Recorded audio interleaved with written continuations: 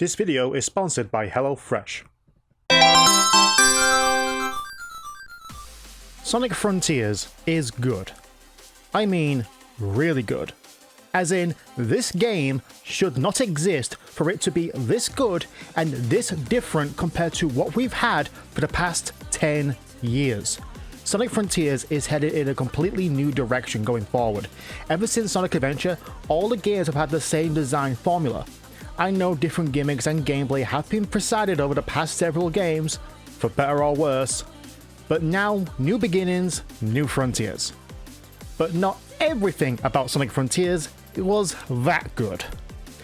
We can all go on about the graphics, the music, the expansive locations, and all the little challenges and nuances that they added to this open zone game, but it has some design decisions that really hindered the overall experience.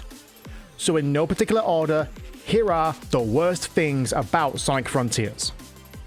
Before we continue, I want to talk about our sponsor for this video, HelloFresh. With HelloFresh, you get fresh, pre-portioned ingredients and seasonal recipes delivered right to your doorstep. You can count on HelloFresh to make home cooking easy, affordable, and most of all fun.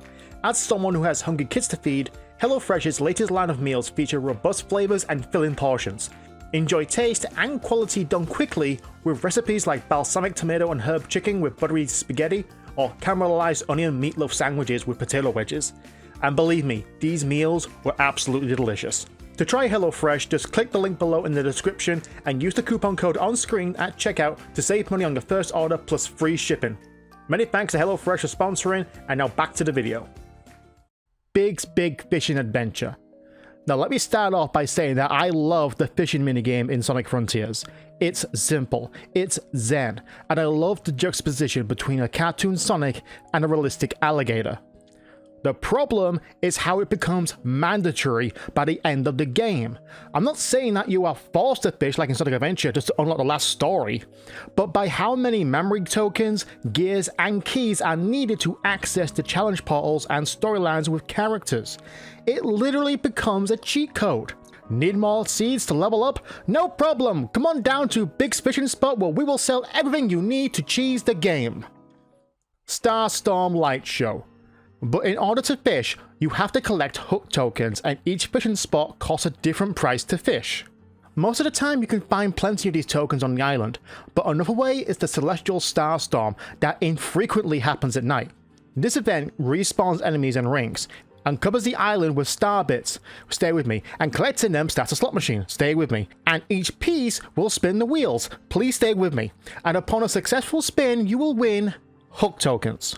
Now this doesn't sound so bad, but the island literally becomes a laser light show, and the slot reel takes up the center of the screen. And on top of that is that when you have a marker set on your map, it gets lost in a mess of light beams because it itself is a light beam. The pop-up visuals. This game looks gorgeous, and rightfully so. The Hedgehog Engine 2 is working overtime to make Starfall Island look lifelike. True, not every version of the game can be alike, but the attempt to make it the same experience is admirable. I mean, except the Switch, my god. But there is one constant across the board, and that is the pop-in. No matter the console, the platforms and rails just appear without warning, and for a game where you can speed across the aisle looking for new challenges, the pop-in should have been a major concern from the beginning. There is no fade-in or low-poly models like with Sonic R or Spyro the Dragon. It just shows up like Goku using instant transmission. Leveling up. The best part of any RPG or games with RPG elements is the leveling up. The number increases, the fanfare, it accumulates to a rush of dopamine as you see your characters get stronger. Sonic Frontiers doesn't do quite the same thing. There are two places where you can level up, with the Hermit Coco and with the Elder Coco. The Hermit Coco requires power and defense seeds for Sonic to level up, and the more you collect, the more levels you gain in one visit at the same time. You can walk away from jumping from level 55 to 71 in one go. The Elder Coco, not so much. You have to collect the lost Cocos scattered across the islands and return them to the Elder, wherein he can increase your speed or your ring capacity. The problem is that you have to select either option and level up one at a time, all the while watching the same animation as you wait to gain control back, so you can watch it all over again. The same thing, 198 times. You couldn't have just given us a rolling number to choose from. Chaos Island. The third island, Chaos Island, is just... That's the best way to describe it. Because nothing on Chaos Island is as straightforward as the last two islands. For starters, with this island being at higher altitude, major landmarks are harder to get to, leaving you scratching your head on how to get to the stranded part of the island to get the next Chaos Emerald or advance the story. Furthermore, the platforming sections to get tokens and the like are 90% side-scrolling. You'll see treasure markers and etc. in the background, but nope, you have to finish this restrictive path first before you can explore again. And on top of all that, the terrain of Chaos Island is so uneven, you'll find yourself launching into the sky pulling off tricks when you don't want to. Story minigame quests. Minigames are abundant in most games. It's something that lets you de-stress from the main game, or to help it later on. Sonic has an ongoing habit of including minigames into the main game. Kart racing in Adventure 2, mandatory town missions in 2006, the ocean vehicles in Rush Adventure, etc. The past few games seem to have broken from this curse, until now.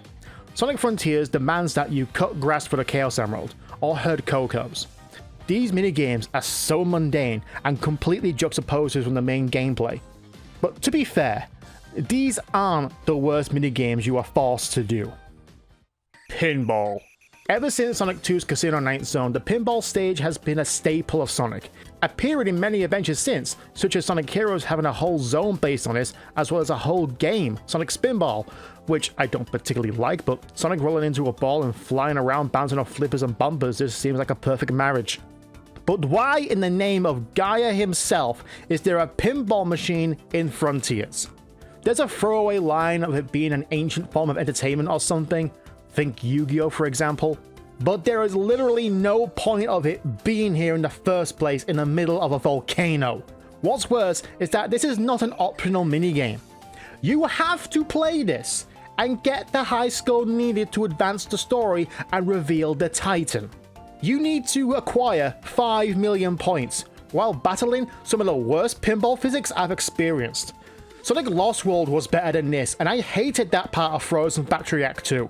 And after that, nothing. No more pinball, not even a special challenge portal to revisit it. Supreme and the end. If there's one thing we can all say that is the most fun and exhilarating part of the game, is the boss fights. The Titan boss fights are amazing, being supersonic, flying about the arenas, and planting your super foot into the Evangelion copycat's face feels so rewarding. Giganto, Wyvern, and Knight are so over the top and anime inspired, it makes me wish that we can see this kind of overblown Dragon Ball nonsense in past games, such as the battle against Perfect Chaos or Devil Doom. But this all falls down with the penultimate boss battle, Supreme.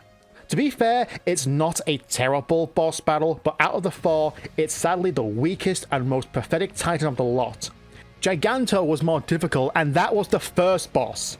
Hell, some of the Guardians are harder to beat. But it gets worse. Remember those minigames where you had to play a watered-down clone of Ikaruga? Well, that's the final boss! If you play it on hard difficulty. I'm sorry, but after everything we saw, everything we've experienced, this is what we get. This is a major disappointment for an otherwise great game with some flaws.